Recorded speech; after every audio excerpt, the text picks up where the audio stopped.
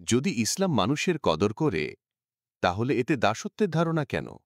নবী সাল্লাল্লাহু আলাইহি ওয়াসাল্লামের পবিত্র জীবনে অনেক যুদ্ধ হয়েছে, আর ইসলামে জিহাদের ধারণাও আছে। আপনি তাকে কি বলবেন যে বলে এটা কি বর্বর আর হিংসাত্মক মনে হয় না? যদি ইসলাম মুসলমানদেরকে অমুসলিমদেরকে শুধু এই জন্য হত্যা করতে উৎসাহিত করে যে তারা অমুসলিম, তাহলে মুসলমানরা যখন প্রায় 1000 বছর ধরে ভারতের শাসক ছিল, তখন তারা ভারতের সব হিন্দুকে শেষ করে দিতে পারত। শরিয়ত মানে আইন তৈরি করা। ইসলামী শরিয়ত, ফরাসি শরিয়ত এবং অ্যাংলো স্যাক্সন শরিয়তের মতো এই সব আইন ভালো, সেরা। কিন্তু ইসলামী শরিয়ত এবং অন্য সব ধরনের আইনের মধ্যে একটি পার্থক্য আছে, আর তা হল ইসলামী শরিয়ত নিখুঁত। এব্রাহাম লিঙ্কন একজন সাহসী মানুষ ছিলেন।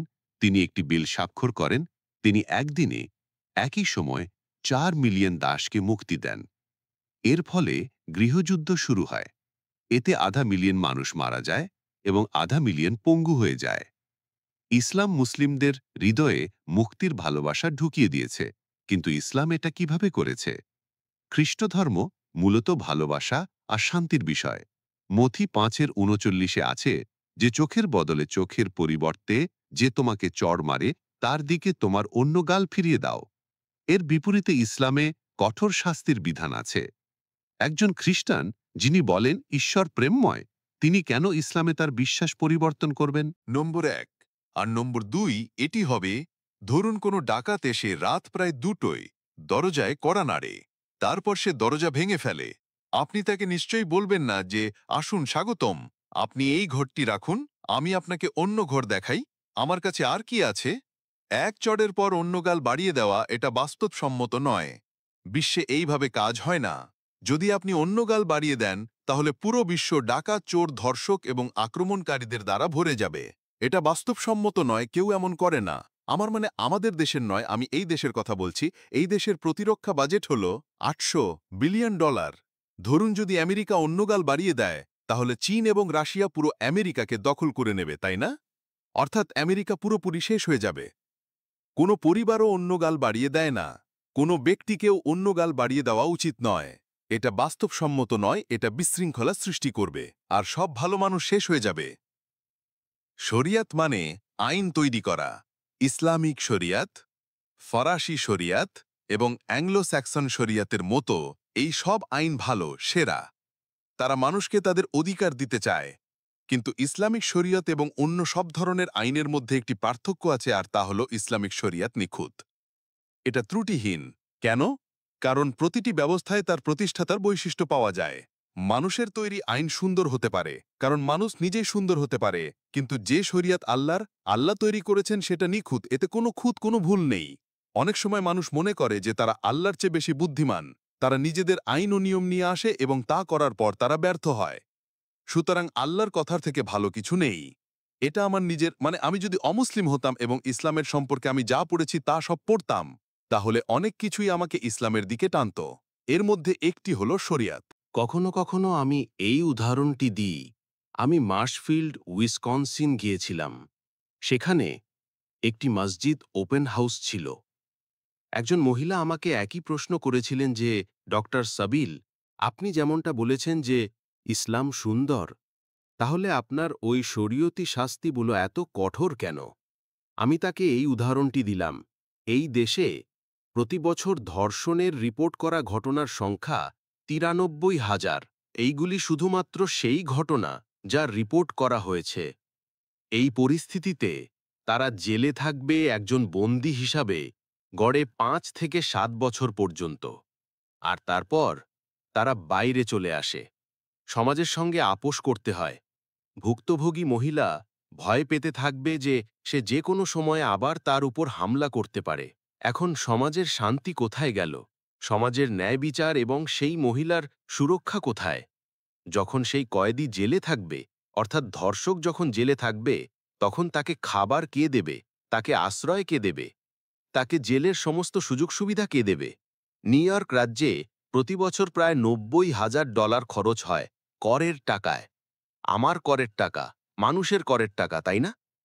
ইসলাম বলে যে তাদের শুধুমাত্র শাস্তি হওয়া উচিত।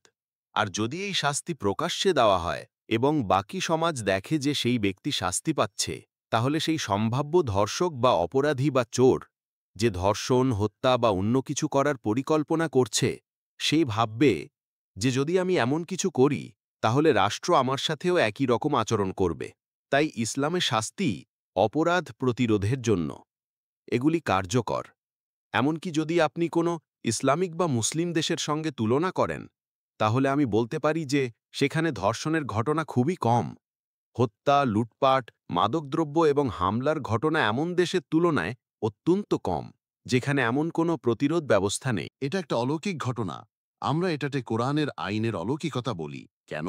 কারণ সেই সময় বিভিন্ন সমাজ ভালো আইন তৈরির চেষ্টা করছিল, এবং সেখানে যেমন রোমানরা কিছু ভালো আইন তৈরি করছিল এবং গ্রিকরাও চেষ্টা করছিল। কিন্তু যদি আপনি আজকের সেই আইন দেখেন বা পড়েন, তাহলে আপনি হাসবেন। কিন্তু এটি আজও কার্যকর এবং প্রতিটি সময়ে এবং প্রতিটি যুগের জন্য সম্পূর্ণরূপে উপযুক্ত। তাহলে এই অত্যন্ত কঠোর শাস্তিগুলো বেশিরভাগ মানুষের উপর প্রয়োগ করার জন্য নয়। উদাহরণস্বরূপ, আমি এমন একটি দেশে থাকি যেখানে ট্রাফিক আইন, ড্রাইভিং আইন খুব কঠোর, আর সেই কারণেই মানুষ ভালোভাবে গাড়ি চালায়। আপনি অন্য এলাকার মতো এত বেশি দুর্ঘটনা দেখতে পাবেন না, এবং এটি আসলে মানুষের সুরক্ষার জন্যে। তাহলে যদি আপনি অপরাধীর দৃষ্টিকোণ থেকে দেখেন, ও এটা তো কঠোর, কিন্তু ভুক্তভোগীর দৃষ্টিকোণ থেকে এই শাস্তি আরও কঠোর হওয়া উচিত। কারণ যার বাড়িতে চুরি হয়েছে এবং যার টাকা চুরি করা হয়েছে, তার জন্য এই টাকাটা খুবই গুরুত্বপূর্ণ ছিল। সে বছরের পর বছর ধরে এই টাকাটা জমাচ্ছিল।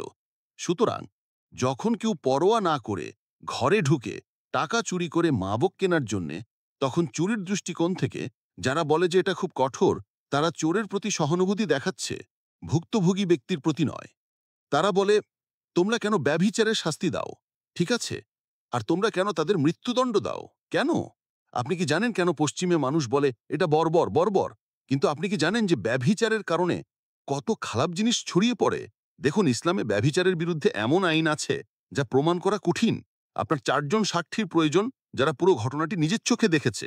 শুধুমাত্র 2 জন একসাথে শুয়েছিল তা নয়, তারা সবকিছু নিজের চোখে দেখেছে। সুতরাং এটা খুব কঠিন। একরকমভাবে আপনাকে দূরে রাখতে এটা করা হয়েছে। কিন্তু দেখুন এর শাস্তি কত ভয়ঙ্কর। কেন? কারণ এটা আপনাকে সেই ব্যভিচার থেকে দূরে রাখার চেষ্টা। দেখুন, ফ্রান্সে এখন তারা জেনেটিক পরীক্ষা নিষিদ্ধ করেছে, কারণ অনেকবার এটা প্রমাণিত হয়েছে যে যে পুরুষকে মহিলা বলতো যে এই শিশুর বাবা, কিন্তু সেই শিশুর বাবা ছিল না। তো এই ধরনের ফলাফল এখন পশ্চিমে দেখতে পাওয়া যাচ্ছে, এবং মানুষ, কারণ তাদের বলা হয় যে মানে যদি আপনি এমন পোশাক না পরেন যা আপনার শরীরকে প্রকাশ করে, বা আপনি ধনী বা শক্তিশালী দেখতে না হন, তাহলে আপনি মনোযোগ পাবেন না। এবং মনোযোগ একটি ভালো জিনিস।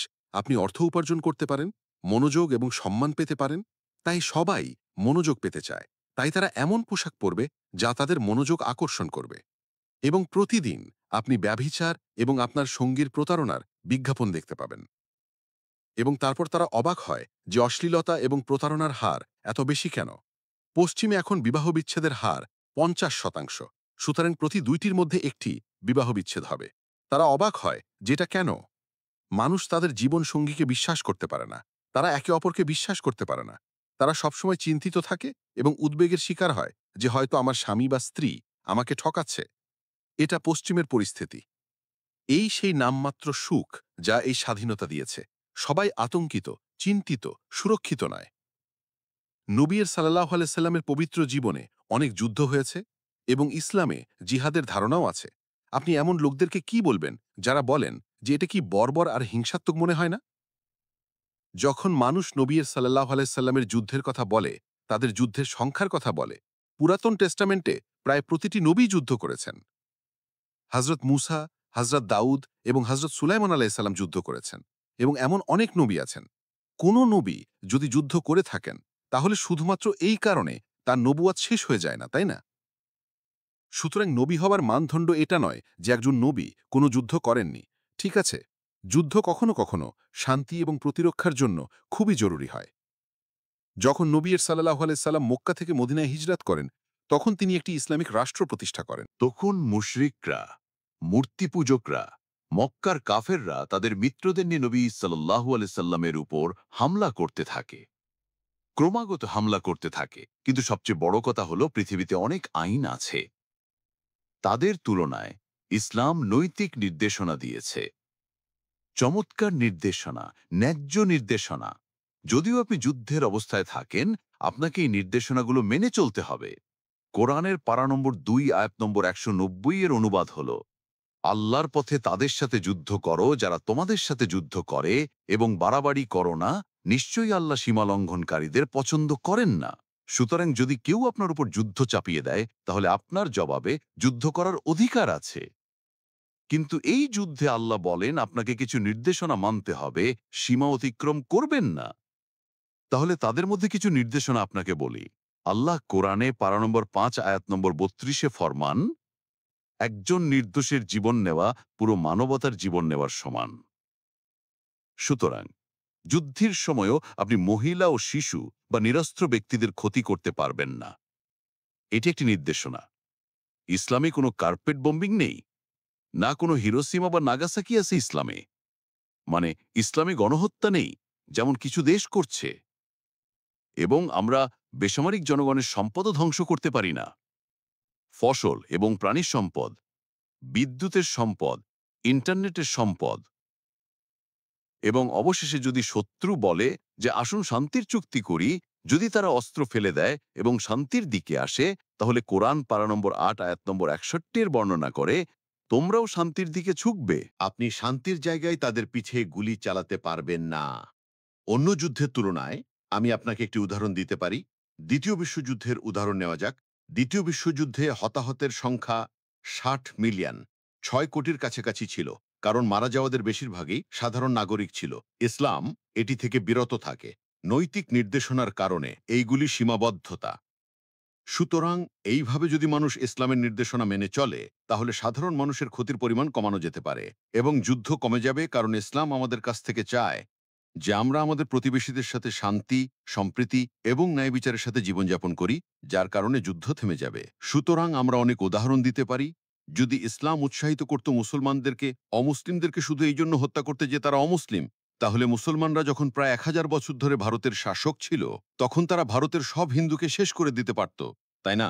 সেই সময় একজনও হিন্দু থাকতো না। সুতরাং এখন সেই হিন্দুদের নতুন প্রজন্ম এই কথার সাক্ষ্য দেয়, মুসলিম শাসকদের বিরুদ্ধে অমুসলিমদের হত্যা করার যে অভিযোগ আনা হয়, আসলে তাদের সাথে এমন কিছু করা হয়নি। মুসলিমরা 770 বছর স্পেনের উপর শাসন করেছে। তাহলে প্রতিটি ক্যাথলিক এবং ইহুদি হয়তো নারা যেত, কিন্তু এমন কিছু হয়নি, কারণ এটা ইসলামের শিক্ষা নয়। এবং মিশরে এখন প্রায় 15 মিলিয়ন 1.5 কোটি কপ্টিক খ্রিস্টান আছে। তারাও এই কথার সাক্ষ্য দেয় যে ইসলাম এর উৎসাহিত করে না। আসলে ইসলাম তো আমাদের অধীনে এবং আমাদের মধ্যে বসবাসকারীদের হত্যা করতে নিষেধ করে, ঠিক আছে? এবং তুরস্ক, ইরান, ইরাকে, আচ্ছা, আমি একজন নাপিতের কাছে গিয়েছিলাম এবং সে বলেছিল যে আমি একজন ইরাকের খ্রিস্টান, আর সে সাক্ষ্য দিচ্ছিল যে যখন মুসলমানরা ইরাক শাসন করত তখন তাকে হত্যা করা হয়নি। দেখুন, সূরা হাদীদের একটি আয়াত আছে, 25 নম্বর আয়াত। আল্লাহ তাআলা সূরা হাদীদের 25 নম্বর আয়াতে ফরমান, নিশ্চয়ই আমরা আমাদের রসুলদেরকে সুস্পষ্ট নিদর্শন সহ পাঠিয়েছি এবং তাদের সাথে কিতাব ও ন্যায় বিচারের মানদণ্ড নাজিল করেছি, যাতে মানুষ ইনসাফ প্রতিষ্ঠা করতে পারে। সুতরাং ইসলাম ইনসাফের ধর্ম, ঠিক আছে? তাহলে আল্লাহ আরও ফরমান যে, কারণ যদি আপনি এই বিষয়টি দেখেন, তাহলে কিতাবের সাথে রসুল পাঠানো এটি একটি শান্তিপূর্ণ উপায়, যাতে মানুষ ইনসাফ প্রতিষ্ঠা করতে পারে। যদি ইনসাফ শান্তিপূর্ণ উপায় প্রতিষ্ঠা না হয়, তাহলে এর পরের আয়াতে বলা হয়েছে যে আমরা লোহা অবতীর্ণ করেছি, যাতে রয়েছে কঠোর রণশক্তি এবং মানুষের জন্য বহুবিধ কল্যাণ। সুতরাং যদি ইনসাফ শান্তিপূর্ণ উপায় প্রতিষ্ঠা না হয়, তাহলে এটি যুদ্ধের মাধ্যমে প্রতিষ্ঠিত হবে। সুতরাং ইসলাম ইনসাফ ভিত্তিক একটি ধর্ম। শান্তি এবং যুদ্ধ ইনসাফ প্রতিষ্ঠা করার উপায়। আল্লাহর ফরমান হলো ইনসাফ শান্তিপূর্ণ উপায় প্রতিষ্ঠা করার চেষ্টা করো। যুদ্ধ সেই অনেক অস্ত্রের মধ্যে একটি, যা একটি রাষ্ট্রের অস্ত্রাগারে থাকে। যখন মানুষ ইসলাম সম্পর্কে ভাবে, তখন তারা ইসলামী শাসনকে বিশ্বের অন্য কোনো শাসনের মানদণ্ডের পরিবর্তে অন্য কোনো মানদণ্ড দিয়ে বিচার করেন। যদি আজ আপনি কোনো সরকারকে বলেন যে আপনার সেনাবাহিনী থাকা উচিত নয় এবং আপনাকে শেষ অবলম্বন হিসাবে, প্রতিরক্ষার একটি রূপ হিসাবে যুদ্ধে সরঞ্জাম ব্যবহার করা উচিত নয়, তাহলে এটি একটি অসম্ভব কথা। না, ইসলাম দাসত্ব শেষ করেছে এবং পশ্চিমা দাসত্ব শেষ করেছে, কিন্তু ভিন্ন উপায়। চলুন দেখি কোনটি সেরা উপায় বা কোনটি ভালো উপায়। যেভাবে আমেরিকা এটা করা হয়েছিল, উদাহরণস্বরূপ নিষিদ্ধ করা হয়েছিল। ইসলাম এটাকে সচেতনতা দিয়ে শেষ করেছে, নিষেধাজ্ঞা দিয়ে নয়। ইসলাম আব্রাহাম লিঙ্কন একজন সাহসী মানুষ ছিলেন। তিনি একটি বিল স্বাক্ষর করেন। তিনি একদিনে একই সময়ে 4 মিলিয়ন দাসকে মুক্তি দেন। এর ফলে গৃহযুদ্ধ শুরু হয়। এতে 0.5 মিলিয়ন মানুষ মারা যায় এবং 0.5 মিলিয়ন পঙ্গু হয়ে যায়। ঠিক আছে, আপনি বলতে পারেন যে এটা স্বাধীনতার মূল্য, কোনো সমস্যা নাই। কিন্তু ইসলাম এটা কিভাবে করেছে? আজ যদি আপনি আমেরিকায় সাদা এবং কালোদের সম্পর্ক দেখেন, দাসত্ব বিলুপ্তির 150 বছর পরও আমাদের দেশে সাদা এবং কালোদের মধ্যে কোনো সমস্যা নেই। কেন? কারণ ইসলাম এটা ভালো উপায়ে করেছে। ইসলাম মুসলিমদের মধ্যে স্বাধীনতার ভালোবাসা তৈরি করেছে এবং এর ফলে কি হলো? দাসত্ব শেষ হয়ে গেল, যার শিকড় সমাজে ছড়িয়েছিল। কিন্তু ধীরে ধীরে মানুষ নিজের ইচ্ছায় এই কাজটি করেছে। এই কারণেই যখন অনেক দাসকে মুক্তি দেওয়া হয়েছিল, তখন তারা মালিককে ছাড়তে চাইছিল না। তারা বলতো, ঠিক আছে, আমি স্বাধীনতা পেয়েছি, কিন্তু আমি কি আপনার সাথে থাকতে পারি? সুতরাং দাস শব্দটি কয়েক বছরের মধ্যে শেষ হয়ে গেল। এই শব্দের অবসান হওয়ার পর একটি নতুন শব্দ এলো, যাকে মাওয়ালি বলে। এর মানে সাবেক দাস বা সাবেক মালিক। যেমন সালেম মাওলা আবু হুজাইফা মানে আবু হুজাইফার সাবেক দাস, কিন্তু আবু হুজাইফা মাওলা সালেমের মানে হলো সাবেক মালিক। উভয়েরই একটি অভিন্ন উপাধি আছে। এটা একেবারে আশ্চর্যজনক। মানুষ এসে আমাদের বলে যে আপনারা দাসত্ব নিষিদ্ধ করেননি, শেষ করেননি। ক্ষমা করবেন, আপনাকে দাসত্ব আমাদের মতো করে শেষ করা উচিত ছিল। যখন মানুষ দাসত্ব সম্পর্কে কথা বলে, তখন আমাদের মনে কি আসে? আমেরিকায় দাসত্বের ধারণা আসে। কঠোর ব্যবহার করা হতো, তাদের অধিকার কেড়ে নেওয়া হতো, ঘন্টার পর ঘন্টা বৃক্ষরোপণ করা হতো। আমাদের মনে এটা আসে। ইসলামে এই দাসত্ব শেষ করে দিয়েছে। সবচেয়ে গুরুত্বপূর্ণ বিষয় হলো যে দেখুন, দাসত্ব আগে একটি প্রতিষ্ঠান ছিল। ইসলাম এটাকে আবিষ্কার করেননি। এটা 7ম শতাব্দীর অনেক আগে থেকেই অনেক ধর্ম, অনেক সংস্কৃতি এবং অনেক দেশে বিদ্যমান ছিল। সুতরাং ইসলাম এটাকে দাসত্বের পরিভাষা থেকে পরিবর্তন করে এই পরিভাষায় বদলে দিয়েছে যে এই সমস্ত মানুষ দাস নয়, বরং আমাদের ভাইদের মতো। এরা আমাদের বোনদের মতো। এতে সেই লোকেরা অধিকার আর ইনসাফ পেয়েছে। আর এখন সেই দাসরাই আমাদের ভাই বোন বলে পরিচিত। তাদের সাথে চমৎকার আচরণ করার জন্য উৎসাহিত করা হয়। যেমন পোশাক আপনি নিজে পরেন, তেমনই তাদের পরানো হোক। যেমন খাবার আপনি নিজে খান, তেমনই তাদের খাওয়ানো হোক। আপনি তাদের সাথে কঠোর আচরণ করতে পারেন না এবং তাদের উপর অতিরিক্ত বোঝা চাপাতে পারেন না। আরও অনেক উপায় আছে, যেমন যদি তারা বলে যে আপনি কি আমাকে স্বাধীনতা দিতে পারেন, যদি তারা এর অনুরোধ করে, তাহলে একজন ভালো মুসলিম তাদের মুক্ত করে দেবে। যদি কোনো মুসলিম কোনো প্রতিশ্রুতি ভঙ্গ করে, তাহলে তাকে একজন দাসকে মুক্ত করতে হতো। ঠিক, দাসদের মুক্ত করার পর তাদের শিক্ষা দেওয়া হতো, তাদের ক্ষমতায়ন করা হতো, তাদের উচ্চ পদ দেওয়া হতো, তাদের সম্মান দেওয়া হতো। আর এখন তাদের সাথে একজন সাধারণ মানুষের মতো ব্যবহার করা হতো। সুতরাং যেহেতু আমেরিকায় দাসদের মুক্ত করার পর এমনটা করা হতো না, এমনকি এখনও দুর্ভাগ্যবশত আমরা এর অবশিষ্টাংশ দেখতে পাই। যেমন শিকাগোর দক্ষিণাংশ, যেমন ডিট্রয়েট এলাকা। আফ্রিকান ভাই বোন বা কালো ভাই বোন, তাদের এখনও একই সাংস্কৃতিক অধিকার দেওয়া হয়নি। তারা বঞ্চিত, তাদের সাথে বৈষম্যমূলক আচরণ করা হয়। কিন্তু ইসলামে দাসদের মুক্ত করা হয়েছে এবং তাদের ক্ষমতায়ন করা হয়েছে। সুতরাং আমরা দেখতে পারি, আলহামদুলিল্লাহ, এটি মানবতার জন্য কেমন এক নেয়ামত। তো এই বিস্তারিত জানার পর আপনি সেই ব্যক্তিকে কি বলবেন যিনি একজন খ্রিস্টান এবং ইসলাম সম্পর্কে প্রশ্ন ও সন্দেহ রাখেন? আমার খ্রিস্টান ভাই ও বোনদের জন্য বা যে কেউ আমাকে শুনছে, আপনারা জানেন যে আমাদের কেবল একটি জীবন আছে। খুব শীঘ্রই আমরা মারা যাব। আমরা সবাই আল্লাহর সামনে দাঁড়াবো। তখন আমাদের ফিরে আসার এবং সঠিক ধর্ম বেছে নেওয়ার এবং আল্লাহর সঠিক ধারণা বেছে নেওয়ার জন্য অনেক দেরি হয়ে যাবে। আমার নিজের খ্রিস্টান সহকর্মী অন্যান্য মানুষের কাছে আমার অনুরোধ থাকবে যে কোরআনের একটি কপি নিন এবং শুধুমাত্র তথ্য সংগ্রহের জন্য এটি পড়ুন। তারপরে আপনি ঈশ্বরের সেই সঠিক ধারণাটি পাবেন যা সমস্ত নবী প্রচারণা করেছিলেন। আপনি জীবনের উদ্দেশ্য খুঁজে পাবেন যা আল্লাহ কোরআনে বর্ণনা করেছেন। আপনি ইসলামে আপনার সমস্যার সম্পূর্ণ সমাধান পাবেন। প্রতিটি সমস্যার, যেমন আত্মহত্যা, গোঁড়ামি এবং পারিবারিক কাঠামোর ভেঙে যাওয়া, ইসলাম আপনাকে একটা শক্তিশালী পরিবার, শক্তিশালী নৈতিকতা এবং পিতামাতার প্রতি সম্মান শেখায়। শিশুরা তাদের পিতামাতাকে সম্মান করে না। মাদকের ব্যবহার করা হয়। সান ফ্রান্সিসকোতে ফেন্টানিলের মতো মাদক আছে। গৃহহীন মানুষ আছে। চরম দারিদ্রতা আছে। বর্ণবাদ খুব বেশি, মাদকের ব্যবহার আছে। তো এর সমাধান কি? ইসলামের একটি নিখুঁত সমাধান। ন্যায্য সমাধান, বাস্তবসম্মত সমাধান প্রদান করে। এই সমস্ত সমস্যার সমাধান আমাদের এবং আপনার প্রয়োজন হলেই ইসলাম তা প্রদান করে। তো অবশেষে যখন আপনি আল্লাহর সামনে দাঁড়াবেন, তখন আপনি ফিরে আসতে পারবেন না। তখন এটা ভেবে আফসোস করা যে যদি ইসলাম কবুল করে নিতাম। আপনার কাছে একটি জীবন আছে, আপনি কোরআন পড়ুন এবং আপনি আপনার প্রশ্নের উত্তর পেয়ে যাবেন। এটি আপনাকে শান্তি দেবে, আপনি সমস্যার সমাধান পাবেন এবং মুক্তির জন্য একটি পথ তৈরি করবে। আপনি আল্লাহকে বলুন যে হে আল্লাহ, আমাকে সত্য দেখাও, আমাকে পথ দেখাও। ইনশাল্লাহ আল্লাহ আপনাকে সত্যের দিকেই পথ দেখাবেন এবং আপনাকে ইসলামের দিকে গম্ভীর করে তুলবেন।